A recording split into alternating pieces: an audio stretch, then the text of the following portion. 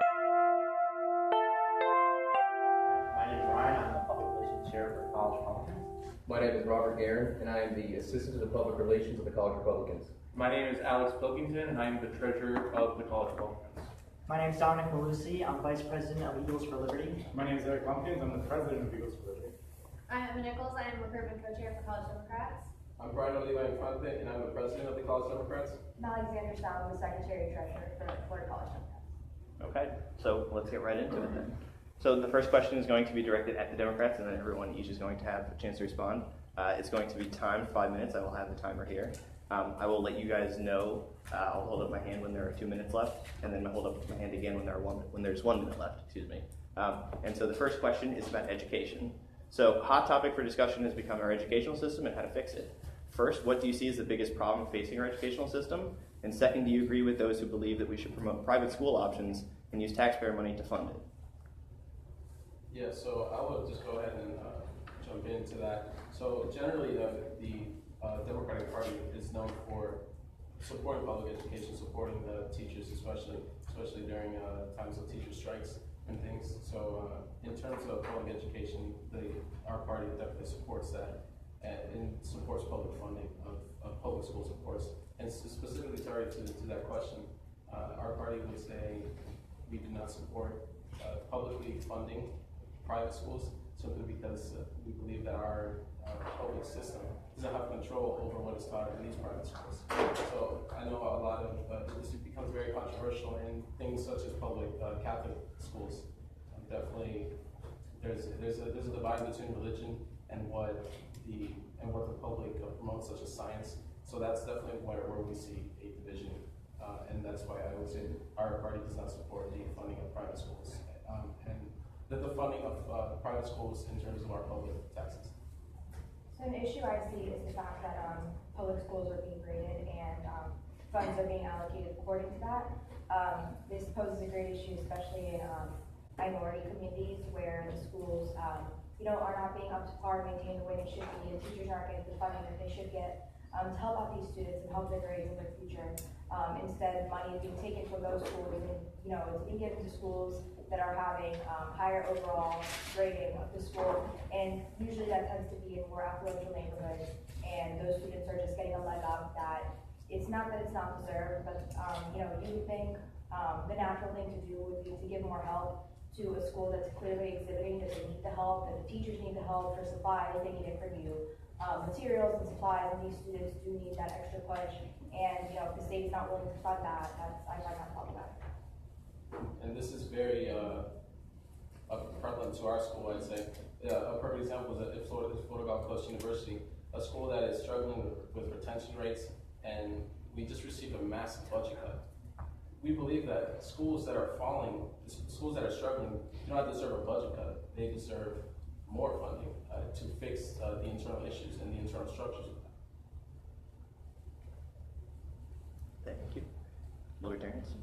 Or Eagles for Liberty, excuse me. Yeah, well, we represent the libertarian point of view, even though we don't associate ourselves with the Libertarian Party. So when it comes to education, we firmly believe that we're seeing a situation right now in the country where education is one of the most vital topics, but teachers are vastly underpaid. Education requirements are not up to par. And we're seeing an area where I think a lot of that has to do with the Department of Education and its failings. And that's the sort of thing you have when you have sort of a centralized power operating and telling everyone else in the country what they need to do. Why is it that Bernie Sanders or Donald Trump or Betsy DeVos should be in charge of the way your child should be educated? We believe that education should be privatized and that you should make the decision for your life and your child what kind of education that they get. So what we see today in America is tons and tons and tons of money being put into the education system, but across the board, results for the last 30 years have been sideways. So what we really need to do is introduce more competition, more alternatives. We need to give families the freedom to choose the alternative educations for the children. And there's just tons of research showing that school choice increases the performance of public schools. It reduces wasteful spending, just giving people the freedom to spend their money, because it's not the government's money. The taxpayer money comes from the taxpayers. They should have the freedom to choose how they're educated. There should be much more diverse, pluralistic, competitive market in education, not this top-down, everyone has to follow this specific state-mandated curriculum. It has to be diverse. Thank you. And Republicans?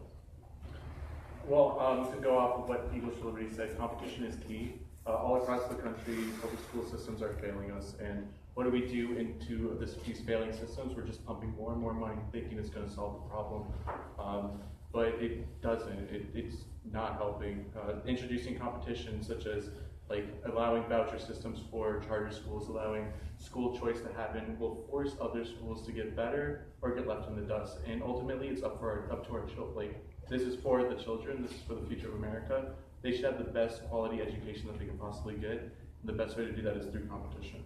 School choice allows people from different neighborhoods, whether that's from a poor neighborhood or a richer neighborhood, to be able to go to the high school of their choice.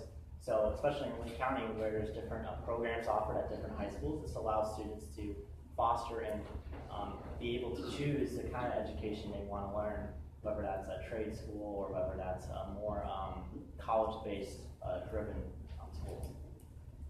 And the voucher system is the enforcement mechanism through which all of the provisions of privatization can be done through. Thank you all for your responses. So to rebut some of this, or rather you each rebut some of your own points. So you guys all mentioned the fact that education is kind of on a sideways trend, and you guys all mentioned that your ideas or your party's ideas are the best ways to solve them. Why are your opponents not the best ideas? I'll start with Paul. Look, I think, number one, the Democrat now, I think that when you think of schools, right, you look at inner cities, tremendous, disservice to the minorities of the community. I mean, it's terrible. I mean, it's unbelievable what's going on there. Because Barack Obama, okay, he actually decided to do away with the voucher program for the, failing minorities in the inner city, but sends his 2 daughters to a private school. It just shows clearly that privatization of private schools do a hell of a lot better job than public schools. And it's so critical when, you have these people saying, okay, well, us and my kids at private school, but, the kids in the inner city who are, failing just miserably, they don't get an opportunity. And I think that's a real shame that the Democrat Party, is hypocritical in that sense. And I would further say that it might not be so much hypocritical, but more so that Democrats are focused more on the emotional aspect of the argument. When they see schools failing, they want to save the kids at any cost, and at any cost means at any cost to the taxpayers, without realizing the negative effects that come from it. Libertarians? So we agree that teachers are vastly underpaid, but I think we need a merit-based system where teachers are paid based on their productivity and how they work. That teacher should be fired. I don't really like a system based on tenure or favoritism, or just because you're an employee, you just stay an employee. Here's results. Be valuable. I would take it a little step farther, and I think public schools, tons of kids graduate without any skills, barely able to land a minimum wage job. And I think that's because we're being taught essentially useless curriculum. A lot of it's funless. A lot of this should become self-led. In order to increase meaning in our lives, and there's just a kind of scary correlation between anxiety and depression and the back-to-school months in high school and K through 12. And over the last 20 years, suicide rates, depression, anxiety among 5 to 17-year-olds has tripled. It's ridiculous. And so a lot of this, I believe, results from a lack of meaning in our lives. We're just forced to sit 8 hours a day, 180 days out of the year, we're forced to learn this government-mandated curriculum. Instead, I think we need a curriculum that's self-led, and intrinsically motivated, and needs to be more diverse. Okay, so first I'd like to start off by saying that the privatization of schools would definitely disadvantage many poor working class Americans and also communities of color. Schools need to be free. And private schools, we cannot guarantee an opportunity for education through private school systems. Therefore, funding public education is necessary, I'd say. It definitely, private schools, I think, would just continue a gap, like, it would expand the gap in America. It would only work for the privileged Americans in this country. And I would say we cannot trust on individuals to run an education system. We must have government supervision. I